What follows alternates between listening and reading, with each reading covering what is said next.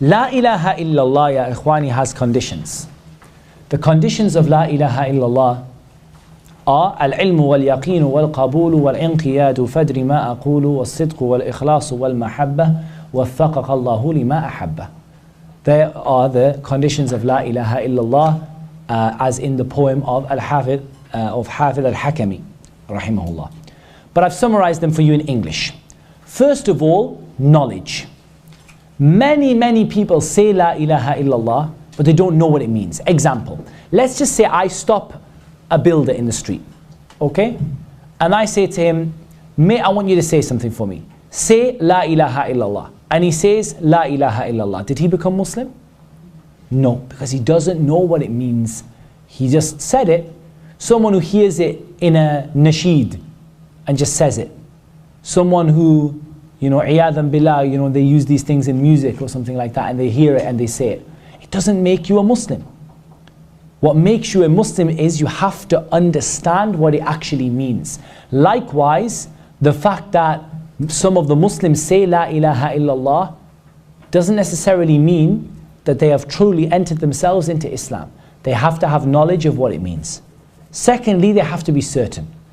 There's no point in me saying, well, I say La ilaha illallah because, and I've met some agnostic people like this. They say, we believe in God because let's just hedge our bets, basically. If we believe in God and He's true, then we're going to go to paradise.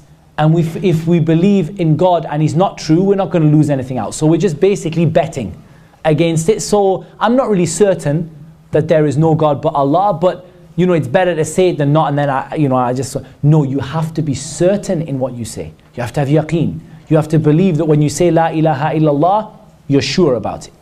You have to have acceptance. You have to accept what La ilaha illallah entails. It's no good saying La ilaha illallah, I know what it means, I believe it with certainty, and then I go and worship Jesus. That's not going to work because I haven't accepted what La ilaha illallah actually means. That it means that I have to abandon everything that is worship besides Allah, and that it means that I have to worship Allah alone. Submission. You have to submit to Allah and His laws. You can't say, yeah, La ilaha illallah, totally agree with that. I know what it means, and I believe in it with certainty, and I accept that I have to stop worshipping the idols, but I'm not going to follow Islam.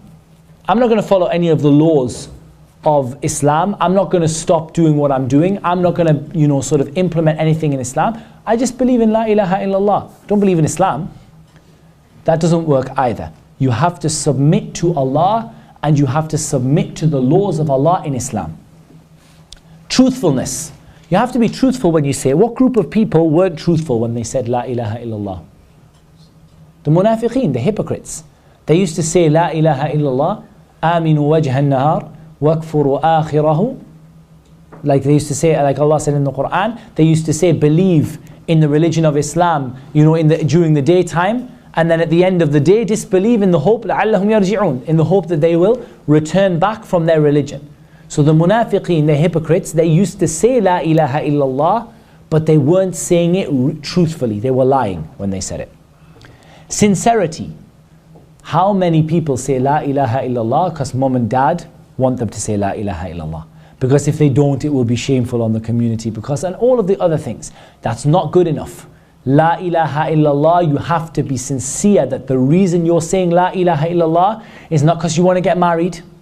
That's a big problem with sincerity in La ilaha illallah. A lot of people enter into Islam and they say La ilaha illallah because they know it's the only way they can marry that girl. And that, again, we accept it from them because we accept La ilaha illallah from, even the Prophet accepted La ilaha illallah from the munafiqeen. But we believe that if you die and you don't really have that sincerity, it's not going to be accepted from you.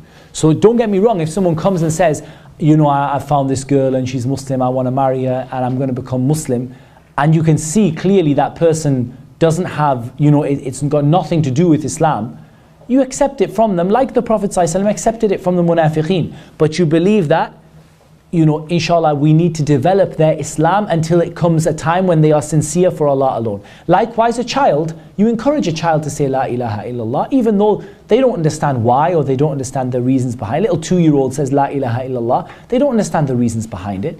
But that's okay. But as they get older, they develop that sincerity. The point is, before you die, you need to have that sincerity in La ilaha illallah. And finally, the love of Allah. And the love of Allah is the head of the bird that guides you. And that you only love Allah with the love that only Allah subhanahu wa ta'ala deserves.